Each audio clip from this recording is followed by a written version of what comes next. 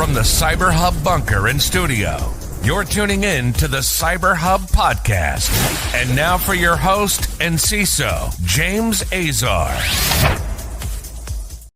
Good morning, security gang. Happy Tuesday and welcome to another episode of the CyberHub Podcast, June 17th, 2025. A packed show for all y'all today. The Israel-Iran war has escalated into cyber warfare. We'll get into all of that here in just one moment, so stay tuned. Don't go anywhere. As well as I've never seen law enforcement be so effective in tackling cybercrime, something that we got to give credit to the previous administration, President Biden's administration, and then President Trump's administration for continuing to do just that. We'll get into all of that on this morning's show and so much more. So let's get right into it. CyberHubPodcast.com is where you can find all the latest and greatest. And now join me for a CyberHub Podcast tradition. I've got my double espresso this morning. And yeah, so coffee cup cheers, y'all.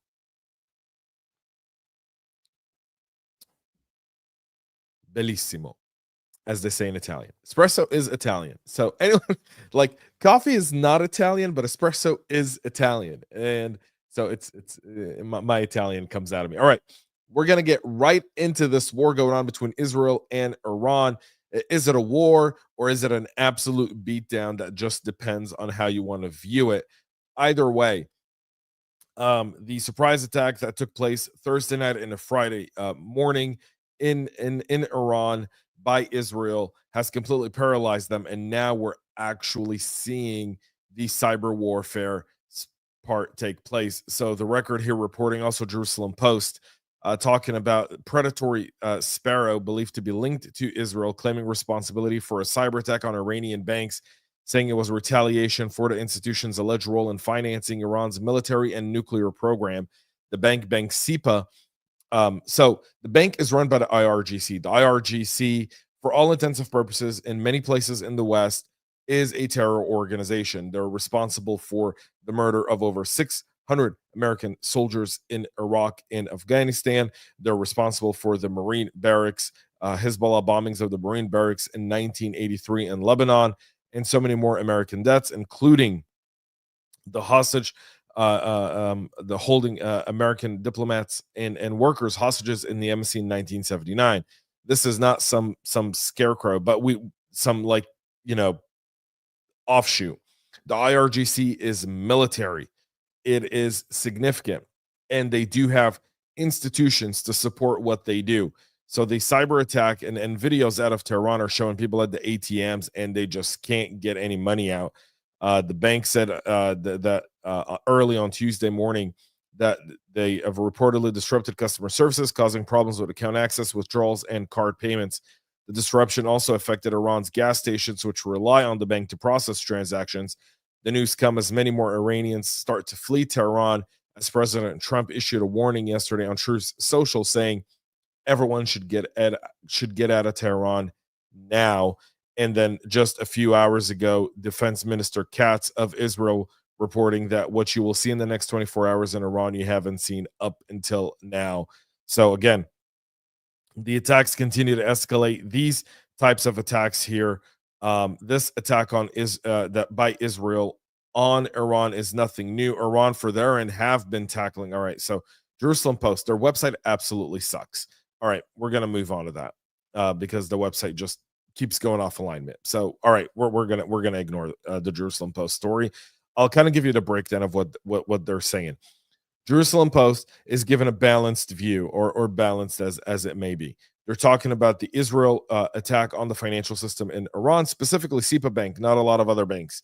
However, SIPA Bank is kind of like the main bank in Iran, funneling the IRGC, the families of the IRGC, of people within and related to the Ayatollahs. So they're really kind of targeting the financial institution, the main financial chokehold for people in the regime in Iran. On the other hand, another story this morning that I was looking at and I couldn't find in English, but I did find it in Hebrew, is the amount of attacks from Iran and pro-Iranian groups against Israel infrastructure. They're seeing huge amounts of traffic happening there, a lot of different attacks, a lot of malicious packages happening. So this battle, while it's waging kinetically through bombs and drones, is also happening in the cyber realm just as much. And so then we have this story here by the Cybersecurity Dive, which, okay, so here's the deal with this one. Yes, there's increased attack. So far, the U.S. has not gotten involved offensively. To think that Iran would target the U.S. would be suicidal at this point. The regime is already on its heels. The regime's already unable to fire missiles. So night 1, night 2, night 3, they're able to fire hundreds of ballistic missiles at Israel, bringing the death of about 23 Israeli civilians. Right? They didn't target soldiers, they didn't target military encampments, or anything like that. They've targeted civilians. So, with that being said, now what we're seeing is them targeting the U.S. I mean, anything of them targeting the U.S. would be the excuse President Trump would need to drop so many. You wouldn't need ground forces there. You would essentially hitting Fordo and hitting the main government entities there would potentially bring an internal regime change. And I don't know that I'm for it. So I just want to be very clear, because there's a lot of people on X and all kinds of places, and everyone's a geopolitical expert because they read something. Regime changes that don't come from the people end up like Libya, Iraq, Syria, and so many other places. When foreign governments interfere in regime change, it never happens. Regime change only happens and becomes effective and will give the people a chance when the people are the ones that doing it. And the people of Iran have tried to do regime changes on their own for years.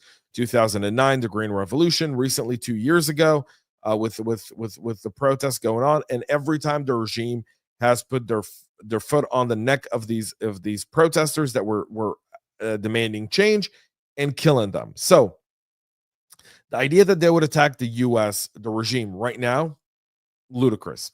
I don't see that happening at all.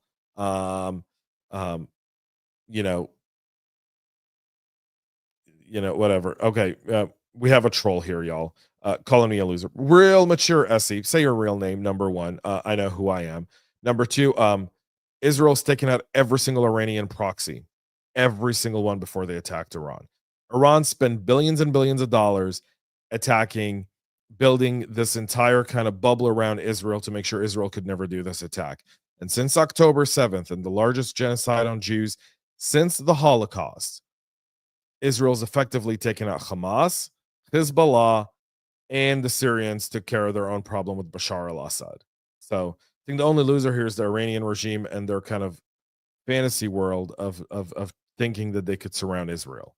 So that's enough on the Israel-Iran front. We'll move on with the Washington Post being compromised in a cyber attack believed to be carried out by a foreign government. The incident was discovered on Thursday evening of last week, and the publication started an investigation on Sunday, June 15th. An internal memo was sent to employees informing them of a possible targeted unauthorized intrusion into their email system. According to the Wall Street Journal, the memo was signed by executive editor Matt Murray and informed that Microsoft accounts of a limited number of journalists were affected by this. The Washington Post is owned by Jeff Bezos, for those who didn't know that, if you've been living under a rock somewhere. Internal sources say the attack targeted journalists writing on national security and economic policy topics who also mainly cover China. So not far-fetched that based on who was targeted in this limited attack, that it could have been the Chinese APTs behind it, or state-sponsored actors there. That would not be a surprise. China loves targeting journalists.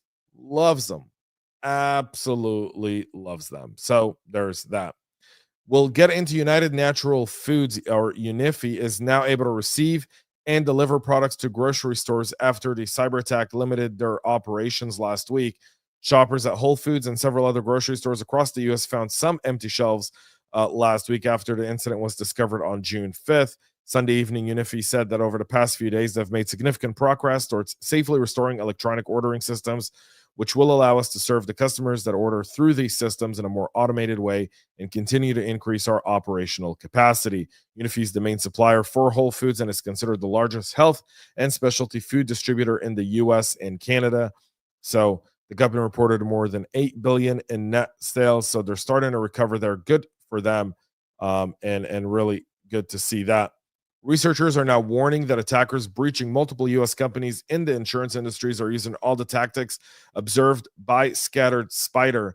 Typically, the threat group has a sector-by-sector focus. Recently, it was retail organizations. We saw that with Marks and Spencer's and Harrods and Victoria's Secret here in the U.S. However, Google Threat Intelligence Group is now aware of multiple intrusions in the U.S., which all bear the hallmarks of Scattered Spider activity. They're seeing the incidents in the insurance industry increase there. So just this month, 2 insurance companies disclosed that their systems were impacted by cyber attacks. The Philadelphia Insurance Companies announced on June 9th it discovered unauthorized access to its network. The outage continues as the company's website still shows that notification. And then yesterday we talked about the Erie Insurance, or I believe it was Thursday of last week. Erie Insurance also suffering a business disruption that started on June 7th. Scattered Spider is the name given because of the fluid coalition of threat actors that employ sophisticated social engineering attacks to bypass mature security programs. So again, Scattered Spider, a real threat to law enforcement because they're scattered. It's not one, but cybercrime has always been decentralized. So decentralized cybercrime is something to keep in mind there, folks. So these guys continue to operate industry by industry. Understand when they're targeting you, their TTPs, their IOCs all remain the same. So if you just tighten ship on those TTPs and IOCs of Scattered Spider, of what you've seen them do to Marks and Spencer, there's a lot of data out there right now from your cybersecurity partners. Gather that data, do an internal review of it. Let that be your guiding force in how you build defense against that when you know they're targeting your industry. There's that there. The acquisition of Wiz by Google is now going through an antitrust probe, still in its early stages, whether the deal would harm competition in the cybersecurity market. The Wiz transaction, the $32 billion transaction for the folks over at Wiz.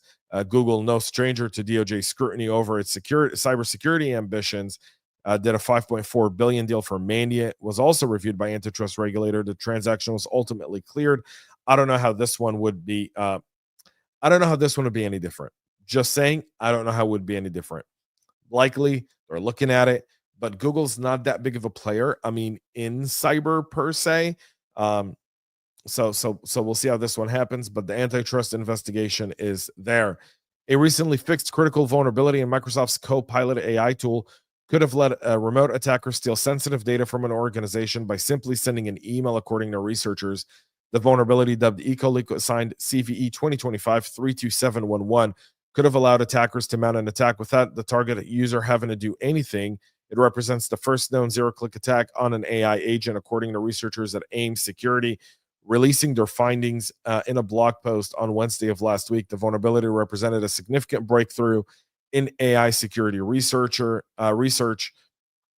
because it demonstrated how attackers can automatically exfiltrate the most sensitive information from Microsoft 365 Copilot's context without requiring any user interaction whatsoever. That's according to Adair Gross, the co-founder and CTO at AIM Security. The attack could have exploited what researchers call an LLM scope violation, in which untrusted input from outside an organization can commandeer an AI model to access and steal privileged data. Microsoft has been coordinating with researchers about the vulnerability for months. They released an advisory on Wednesday of last week.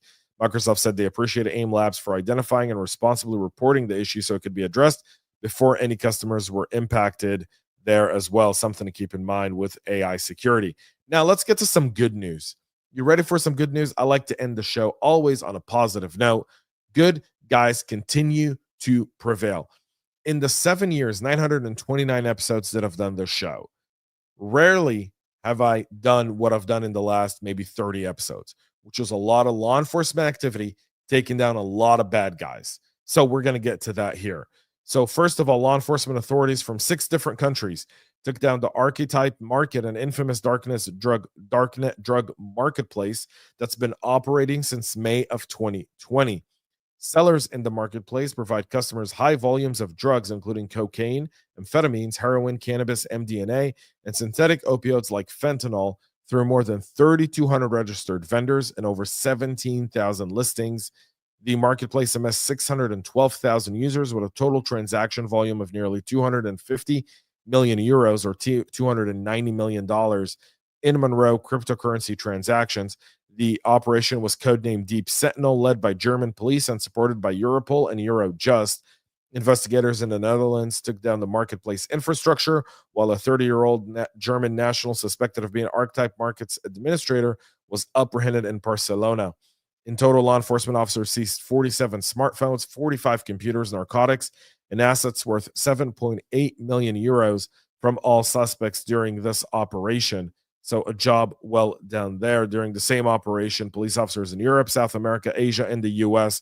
also seized more than 2 tons of drugs, including amphetamines, cocaine, ketamine, opioids, and cannabis, and over 184 million euros or $207 million in cash and crypto, and over 180 firearms. There's that there. And the Department of Justice filed a civil forfeiture complaint in federal court targeting 7.74 million in crypto and NFTs and other digital assets linked to the North Korea global IT worker scheme. So this is the scheme where North Korean people kind of use real identities, but they kind of change the images and they pretend to be IT workers to get a job, to get the information. And then they're really funneling that money to the North Koreans, and they're trying to kind of hack the organization while we're at it. And then they sell that information in the dark web to various APTs in order to hack the organizations. The IT workers, when they gain employment, will further send those monies to Pyongyang. And so now there's some forfeiture. It's $7 million. Not a biggie, but it's a start. And when good guys prevail, we celebrate that here on the show. So that's a good thing for all of us here as well. Good job for global law enforcement. Good job to the Department of Justice, FBI. Those folks tirelessly work in order to fight cybercrime, and there's that there as well. Thank you all for tuning in. This podcast is available in written format with great summaries and a good action list. It's available on our website at cyberhubpodcast.com. You can get it there, so go and check it out. Until then, we'll be back tomorrow at 9 a.m. Eastern live with the latest and greatest cybersecurity news. Have a great rest of your day, and most importantly, y'all, stay cyber. We love feedback, so make sure to connect with us on social media and subscribe to our podcast on your favorite podcast listening platform.